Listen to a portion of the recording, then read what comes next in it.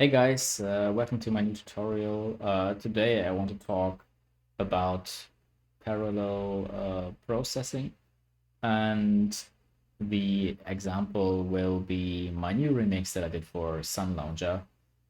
It's out now on Armada, and the track is called Lost. And yeah, let's dive right in. Let's start with my return tracks.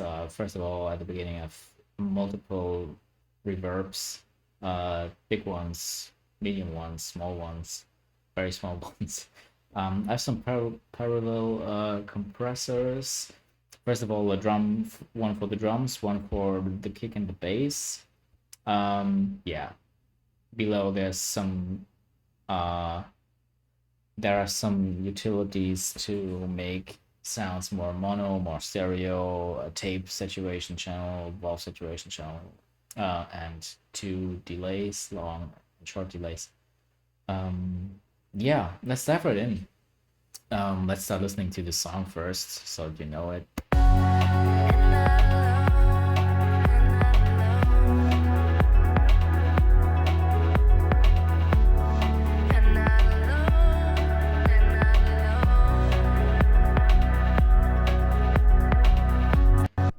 So I'm going to start with this Xena limiter here that I use for the parallel compression.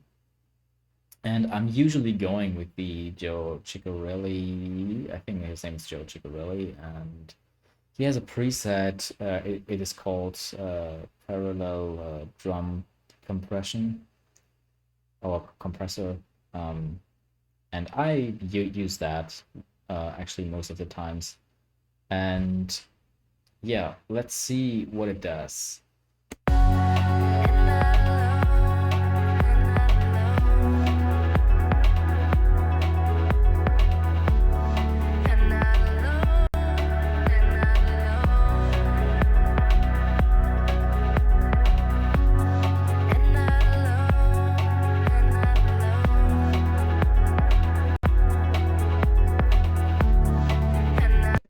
Yeah, you probably noticed that the thumb and the body of the drums is way more present. It also adds a little more color. I think this compressor has a really, really nice color, and this is why I'm using it actually. And also, I mean, like a sound color, not like the actual color of the compressor, of course. So, and I also think that it makes the drums a little more cohesive, and with all of those stuff that I'm going to explain you today, I'm trying to make uh, I'm trying to let the track sound more cohesive. That's the whole purpose of that. Um, so I don't know. Probably I can also overdo the effect a little bit too. So that you like hear what's going on. I just go here to at minus 60 dB, and then I just crank it up. Let's see.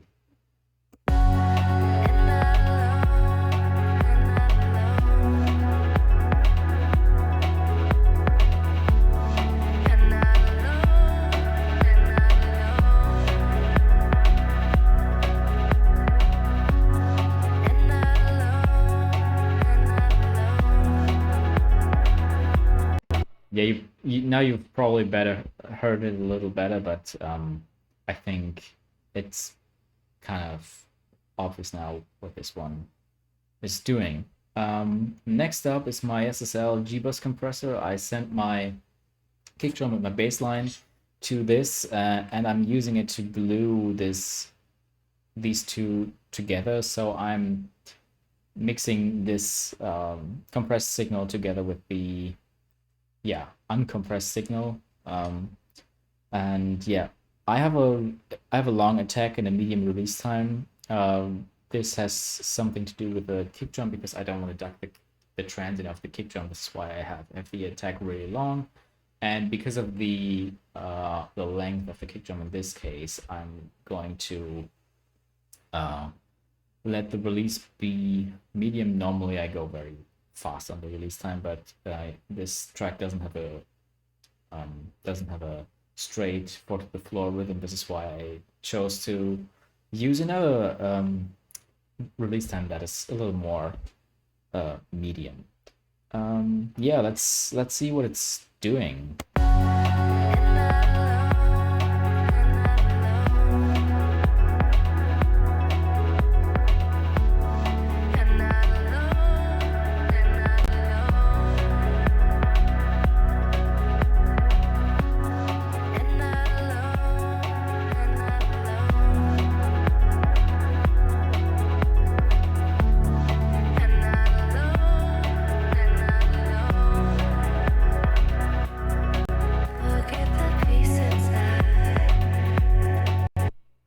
Yeah, I think it makes the bass sound really warm, and it glues definitely the kick drum and the bass drum together. And this is the whole purpose here.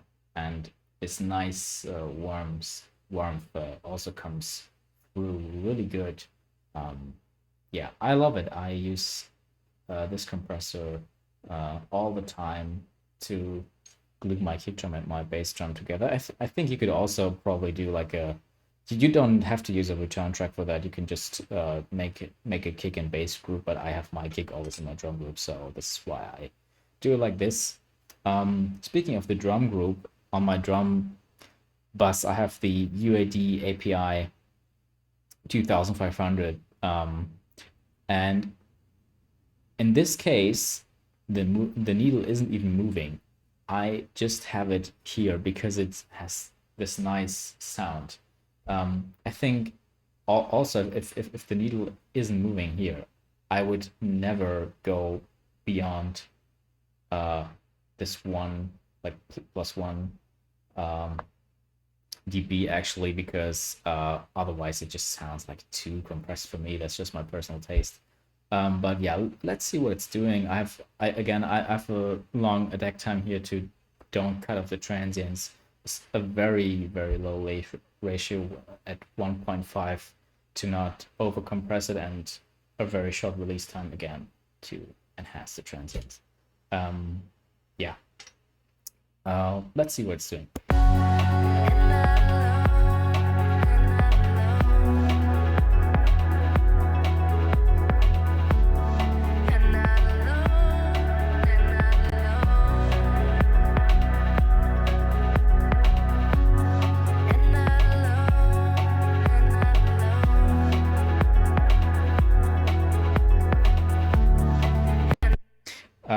Yeah, I also just turned the threshold down to -12 so that the needle is actually moving.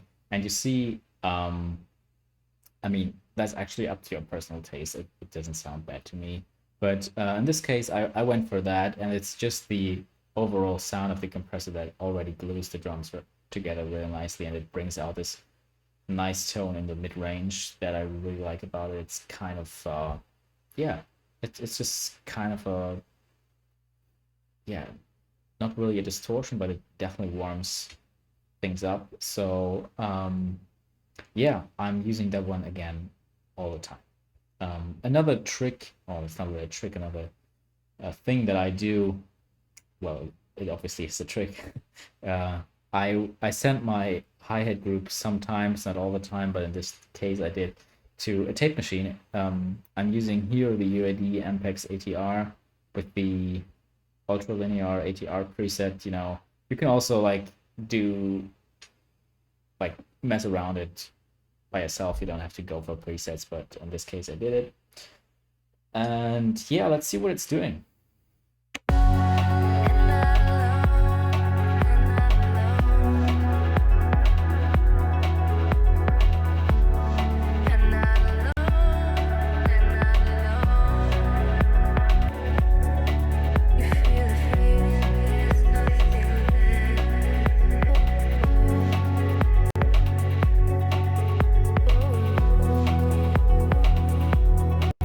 Yeah, and you probably noticed that it has way more character. I think without the tape machine, it sounds a little dry, and now it has this nice tape sound that crunches up the hi-hats, and I think it's really beautiful, and this is why I left it on, and I think the song definitely um gets better through this. So yeah, this is what I did with the hi-hats. Basically, this is it for now. Let me know if you have any comments, any questions in the comments. And yeah, hope to see you guys soon. And until the next tutorial. Bye bye.